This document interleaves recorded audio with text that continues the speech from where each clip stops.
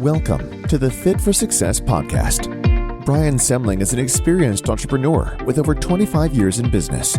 He is the founder and CEO of Blitz Innovation. He has built several brands such as Brian's Toys, a collectible toy business, to several Amazon FBA brands like Strictly Bricks and Clever Creations. His latest adventure is Rovux, a modern athleisure footwear brand which can be found at rovuxfootwear.com.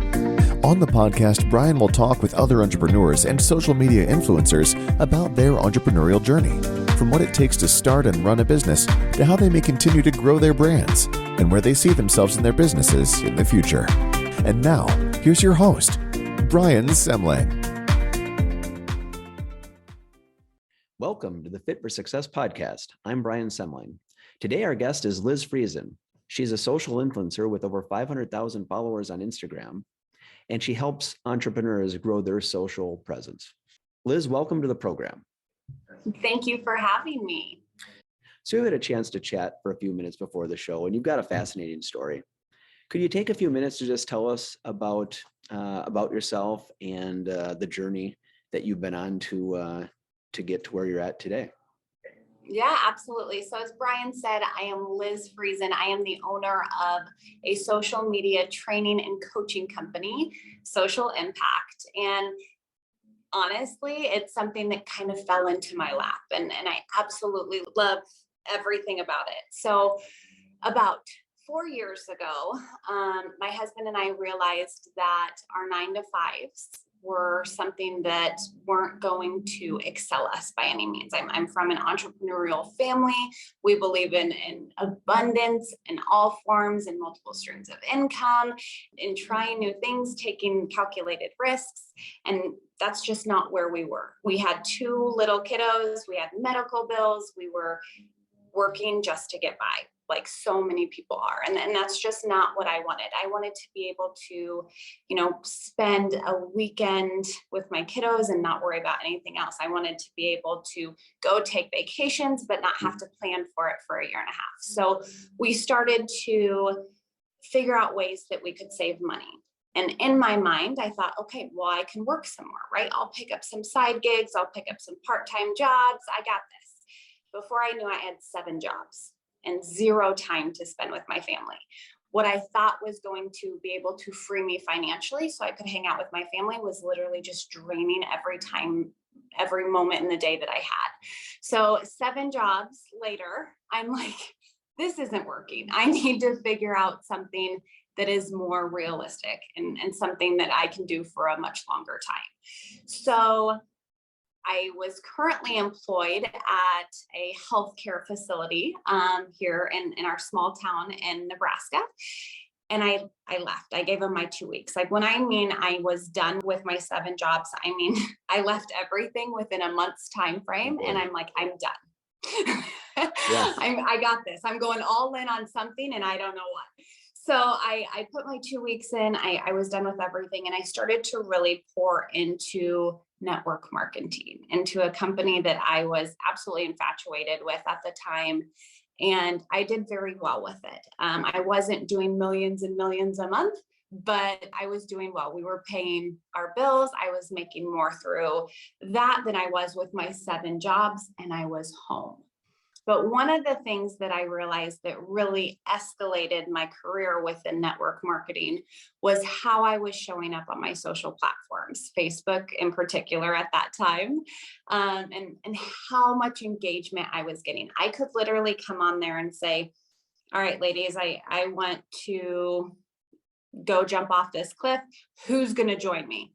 And everyone's like, oh, that's so awesome. You are amazing. Let's do it together. Like I'd say anything. And they're like, yeah, let's do it. I'm like, wow, I have a lot of influence over this community. So then I started to pour into them, to really fill them up, to give them the push that I needed at one point to get going and make the life that I always dreamed of. As I started to do that more and more, I was asked to start doing trainings for them, to help content create for them, to review pictures, to edit pictures, all the things. And so I decided, you know what, I think this is my calling. This is absolutely what I was supposed to do with my life. And I created Social Impact. And from there, I have helped hundreds of entrepreneurs, corporations, businesses, online, offline scale, utilizing social platforms, Instagram, Facebook, TikTok, YouTube, and really help build their brand awareness. So that's kind of what changed our life and our trajectory, and only in a few short years. Well, that's fascinating, and really going from 7 jobs, which is more than almost anybody has, to really giving them all up within, like you said, a month. Basically, you made a decision and move forward, and so that's congratulations for being willing to take the risk, and then from there to succeed. And it sounds like there's a lot of exciting things going on. You've also shared with me a company you're a part of called WiFi Money. Do you want to expand on that a little bit as well? Absolutely. So I believe that you are a product of who you surround yourself with. So, I mean, 7 jobs, because I believe too that a millionaire has at least 7 streams of income. So, I just had no idea it was supposed to be, passive and investment income. I thought I could do it all in a 24-hour time frame. But with that being said, as I continued to grow as an entrepreneur and a new business owner, I started to surround myself with people that were 100 steps ahead of me. If I wanted to be a millionaire, if I wanted to grow this company to earn 7 figures, I was surrounding myself with people that were doing 8, 9, 10 figures. And that truly is what helped me the most. And if there's one thing you guys take away from this, it is to surround yourself with people that are much better than you in every area, in your mindset and your faith and relationships and business and parenting, whatever it may be. But I was surrounding myself with a few individuals that made me uncomfortable, right? They're the ones that are like, okay, Liz, it's doing nothing for you in that account. You need to invest it here. You need to invest it here. You need to invest it here. The more I started to talk with these business mentors of mine and now colleagues, the more I trusted them, the more I was uncomfortable, but the more I grew. And so they started to have me invest in things like e-com, Amazon, Walmart, e-commerce, and crypto, and here and there. And they've always branded themselves as the Wi-Fi Money team. So the owners of Wi-Fi Money is Alex Meller and Chris Frederick, and they are beyond amazing. They have transformed hundreds and hundreds and hundreds of lives, and mine being one of them. So I trusted them. I took the leap, and then I started to share with my own circle and my own clients and those that I was training and coaching on things that I was doing. And they started to follow in my footsteps. They're like, yep, it's working. Let's do it. Eventually, I became part of the Wi-Fi Money crew. So I am now also Wi-Fi Money. And really, we just focus on building entrepreneurs and individuals through social media, through their investments, through passive income, really trying to create a life that you want to wake up for. That sounds incredible. A couple of thoughts that come to mind as you're describing that. As you think about investments, what does somebody need to get started? Yeah, that's a great question. And honestly, that's one that floods my DMs often. How much money do I need to live the life you do? Or how much money do I need to work with you? And there's no money amount. There really isn't, especially when you're talking about 2 very different things, from e-com to crypto. Any amount in the crypto world could multiply, right? Whether you have $100 to invest or 1,000, 100,000, crypto's kind of where you're comfortable. Now, with that being said, I don't ever advise anybody to invest anything if they're not okay losing it, right? With any investment, there's always a little bit of risk. So make sure that you're calculating that out correctly. If you were to lose it, or if you don't make your return on investment back within the next 6 months to a year, are you going to be able to sleep at night? If yes, at $100, but no at $10,000, then let's find that happy medium.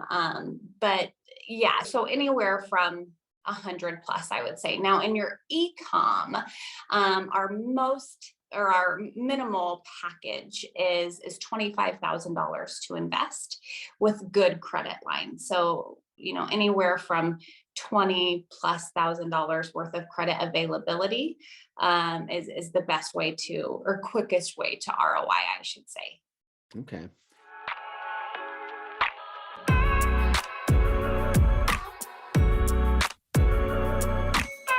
Rovox, where fashion meets fitness.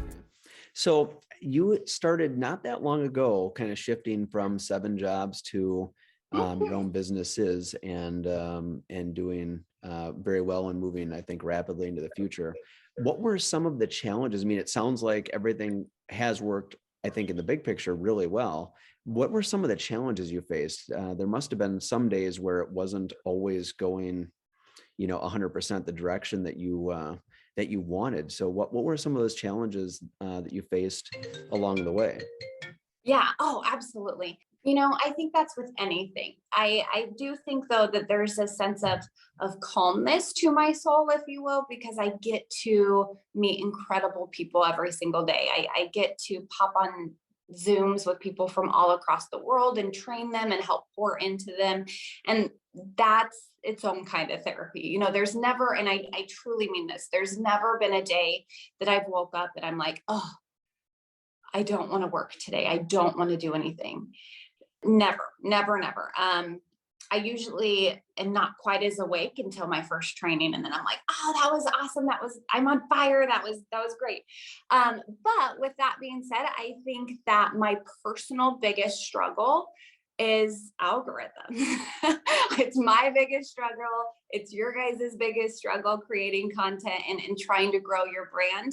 But I feel this sense of leadership coming into any training, and the algorithm's always changing. So it's keeping me on my toes. I'm researching it in the wee hours of the night. If anything's changed in the mornings, I'm trying to frantically look before I'm on new trainings or anything like that. Or sometimes I'll get DMs and they're like, Liz, is this true? You can only do X amount of hashtags. And I'm like, I just sent a newsletter out to everybody. I hope not, but Right. That's how quickly it changes. And to be honest, that's my biggest struggle. It's a love-hate relationship with Instagram.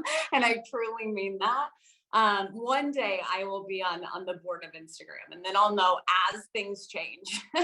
But that's probably my biggest struggle that happens regularly. But other than that, it's really just what I've learned and pouring into a business that does provide me with so much fulfillment. It's easy to lose myself in that. So it's nothing for me to sit in an office and work 10+ hours a day. But I have kiddos and I have a husband. And so time management was probably my biggest issue, and really understanding how to be present where my feet are. If I'm on this interview with you, I'm totally present, no distractions. If I'm in the kitchen baking cookies with my kiddos, that's where my feet are. I am unplugged. I am 100% in the kitchen, pouring into my kiddos. If it's bedtime, if I'm on with a client, whatever it may be, but 100% unapologetically present. That's cool. You talked about attraction marketing, and when we chatted earlier, and how Instagram is just such a natural fit for your skill set. Could you take a little bit of time to tell us what attraction marketing is and why it seems to fit you so well in Instagram and attracting a large audience? Absolutely. So right now, it's no surprise that reels are pulling way more views than anything else. And then after that, it's your stories. And the reason for that is there's audio. It's different. It's not the same stagnant post that you're seeing. And that's attraction marketing. And the best way I can explain this, and I was talking to Brian about it earlier, but when you think Super Bowl Sunday commercials, that's attraction marketing. It's the Clydesdales, it's Budweiser pulling at your heartstrings, it's humor, it's anytime that you can bring feeling into it. That is the best way to attract others, so that when they are popping off of their socials, they're still thinking about your post or your reel or the wheezy laugh in the background or whatever it may be. So really just trying to pull that in. A lot of people just post to be present, to And is that post because they feel they need to, where right now with the algorithm, it's much more beneficial to post when all your ducks are in a row, when you have sat down and thought about what you want your audience to feel. and it's not necessarily easy to just come up with something that that tells a story or grabs that emotion. I mean, you think about Super Bowl commercials, I would imagine that millions of dollars goes into each one, right? To create not just the superstar, athlete or actor who's in it, but also the choreography, the content, the part that gets you to remember it, basically, right? Yeah. Absolutely. Are those some things that you had any prior experience with or professional experience with, or just things that I haven't. I graduated with a marketing degree with a minor in English. So writing's always come as a pleasure to me as well. My father, he's a children's author illustrator. So books, those describing words. And I think when I am planning and I pre-plan my content. So when I'm planning my content, I go through and my posts or my stories contain one of three things. They're either educational, they're entertaining, or they're inspiring. And that's how I've always done it. And I'm making sure that my viewers feel that. If I read it to my husband, I'm like, was that funny? Was that entertaining? Or no, it wasn't in my head, and being able to bounce that off somebody is a lot of help as well. Did that come from your dad, or where did that come from? It sounds like really good advice that you have to focus or intent to kind of, what you're posting. You got one of three things to focus on. Where did that come from? I think as I was really stepping into starting my training career, I would screenshot people's posts or their stories or their reels, and I'd make notes about them. But the ones that stuck out to me were one of those three things. They were inspiring me. You have more like Pinterest kind of stuff with just like the quotes and things like that, or you have people that pop on and are pouring into you for a couple of minutes. That always was something that stuck out. And then, educational. I just think that's always fun, whether it be more of like your fashion bloggers and they're coming in and telling you what's trending this season, or it's some, health and wellness coach. It's someone coming in and talking to you about Amazon e-com, whatever it may be, but educating and has always been something, again, that I always screenshot because I'm like, oh, I'm going to need this for later. Right. So you screenshot that. And then entertaining, just absolutely something I would actually share to my girlfriends or to my husband or whatnot, like, check this out. It's hilarious. So if that's what I'm doing, so is everybody else probably. And so that's kind of how I started to curate my content. And that's what I wanted. I wanted people to share my posts with other people. It boosts our algorithm, but I wanted more people to see it, right? So absolutely, I wanted to create content that made them feel like I did in that moment.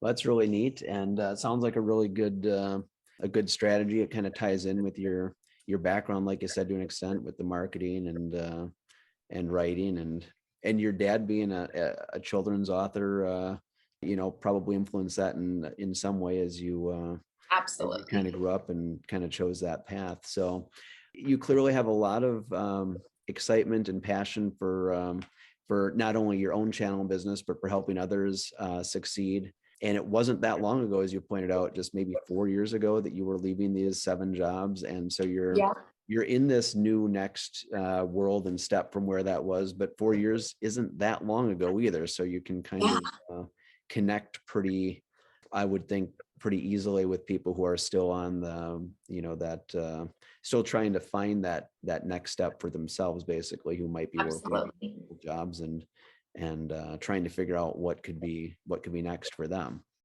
Absolutely. Is there anything that I didn't ask that you wish I did? I don't think so. You did really well. It was a pleasure to be on, and everyone just follow me on Instagram, liz.friesen. How do we spell your last name, Liz? Yep, it's Friesen. All right. And your social impact site as well. Do you have the URL for that? Yep, it is lizfriesen.com. Liz, it's been so nice to have you on the podcast today. Thank you for your time. Yes, thank you so much for having me. I'm Brian Semling, and this is the Fit for Success podcast.